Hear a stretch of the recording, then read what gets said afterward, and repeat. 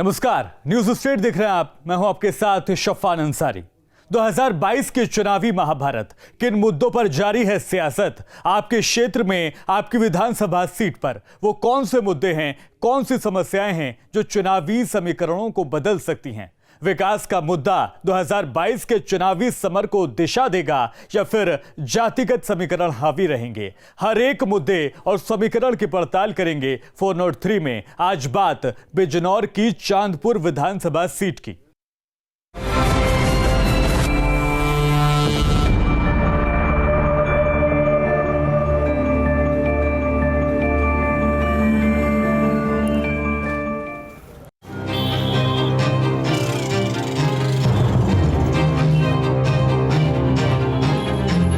बिजनौर जिले की महत्वपूर्ण विधानसभा सीट चांदपुर।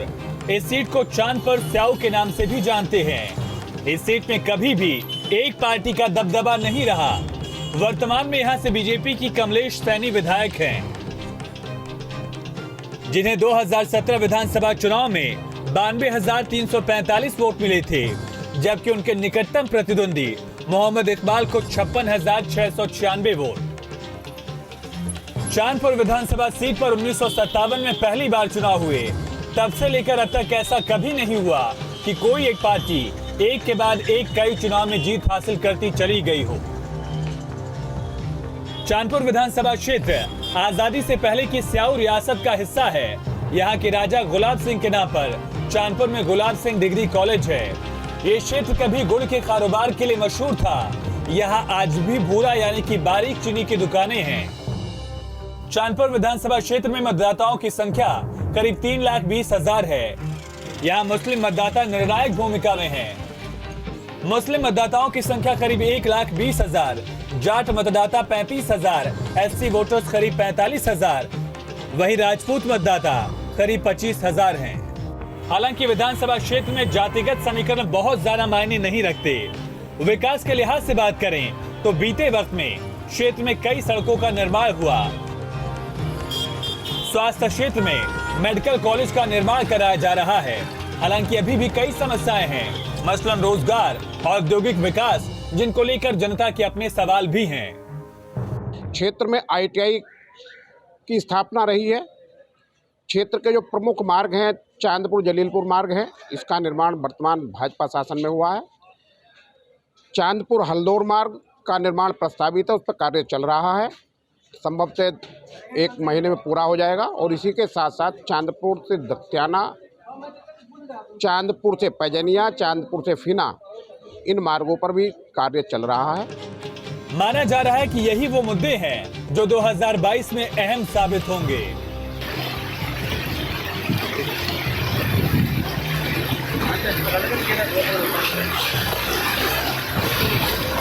कानपुर विधानसभा की अगर बात करें तो यहाँ की बाढ़ मुख्य समस्या है और बरसात के समय में गंगा, अक्सर शांत रहने वाली गंगा जो है अपना विकराल रूप धारण करती है और किसानों की जो है यहाँ पर हजारों बीघा फसल जो है पानी में डूब जाया करती है। मैं अपने कैमरामैन से कहना चाहूँगा कि वो दिखाए कि किस तरह यहाँ पर गन्नी फसल जो गंगा किनारे खड़ी है वो अक्सर पानी में डूब जाया करती है और किसानों को जो है यहाँ पर लाखों रुपये का, करोड़ों रुपये का नुकसान होता है।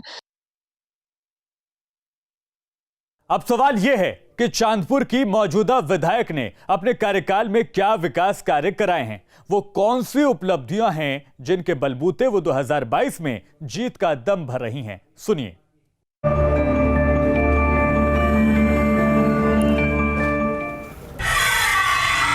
इस कार्यकाल की सबसे बड़ी उपलब्धि, मेरे विधानसभा क्षेत्र में किसानों की समस्या को देखते हुए, किसानों की समस्या यहाँ थी, बिजली नहीं आती थी, उसके तहत 91 करोड़ का बिजली घर पीपलसाने में बनकर तैयार हो रहा है।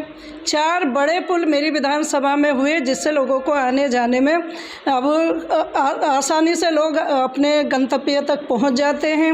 और सड़कों का भी यहाँ जाल बिछा है। शिक्षा के क्षेत्र में यहाँ एक ITI कॉलेज मेरे क्षेत्र में हैजरपुर में बना है। लड़कियों का कन्या इंटर कॉलेज रतनगढ़ में बहुत जल्दी इसका शिलान्यास हो जाएगा। लोग दोबारा आपको वोट क्यों दें? और चाहे वो गांव से गांव को जोड़ने का मामला हो, गांव से ब्लॉक को जोड़ने का मामला हो, तहसील को जोड़ने का मामला हो, कई बिजली घर का जो मेरे यहाँ छोटे बिजली घर थे उनका भी उच्चीकरण हुआ है। तो मेरी विधानसभा में कोई भी ऐसा वो नहीं है जिसको छुआ नहीं है, विकास की गंगा बही है।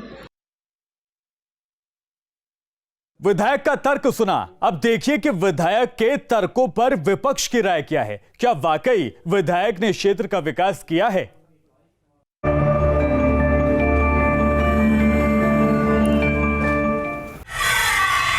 इस कार्यकाल में विकास कार्यों को कैसे देखते हैं? जो वर्तमान विधायिका है हमारी बहन कमलेश जी, उसने कोई भी ऐसा काम नहीं करा है जो जनता को लाभ पहुंचाने वाला हो। कोई भी एक भी काम ऐसा नहीं है जो जनता के हितकारी हो। हमने पूरे क्षेत्र में मैं घूमता हूं, कहीं पर भी जो है कमलेश जी का जो है बोर्ड लगा हुआ नहीं मिलता। जनता आपकी पार्टी को वोट क्यों दे? जो भी कार्य हुए हैं वो माननीय अखिलेश यादव जी की सरकार में ही हुए हैं।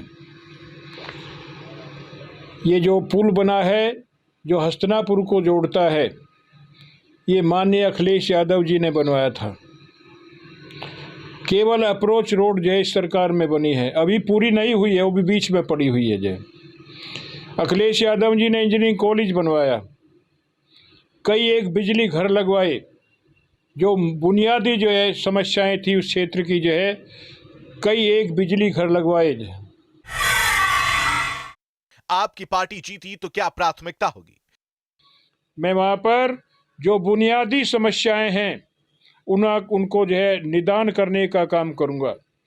वहाँ की सबसे बड़ी समस्या है जलीलपुर क्षेत्र में पानी भरा रहता है, फसलें सूख जाती हैं और अब की बार तो किसान तबाह हो गया है। वहाँ पर 5 बार 6 बार जो है वहाँ पर पानी आ गया है, गन्ना भी सूख गया, मुंजी भी सूख गई, कोई भी फसल वहाँ पर नहीं हुई है। तो हमारी जो है जो समस्या का समाधान हम करेंगे वो गंज से लेकर के और उस पुल तक ही जो है हम जो है बांध बनवाने का काम करेंगे। लेकिन सबसे ज्यादा जरूरी है जनता की राय कि आखिर वो क्या मानती है। जनता के मुताबिक चांदपुर विधानसभा क्षेत्र विकास के पैमाने पर कहां खड़ा है?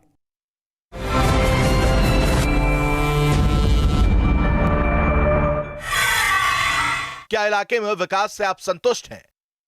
हाँ, अगर वर्तमान देखा जाए तो नाराजगी की कोई बात ही नहीं है।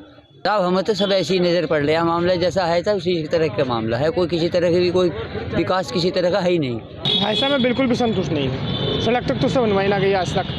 बहुत अच्छे काम करे हैं, क्षेत्र में शांति बना कर रखी है, भाजपा का मान बढ़ाया है, भाजपा सरकार का मान बढ़ाया है, कहीं कोई अत्याचार नहीं होने दिया है, समझौते कराए हैं।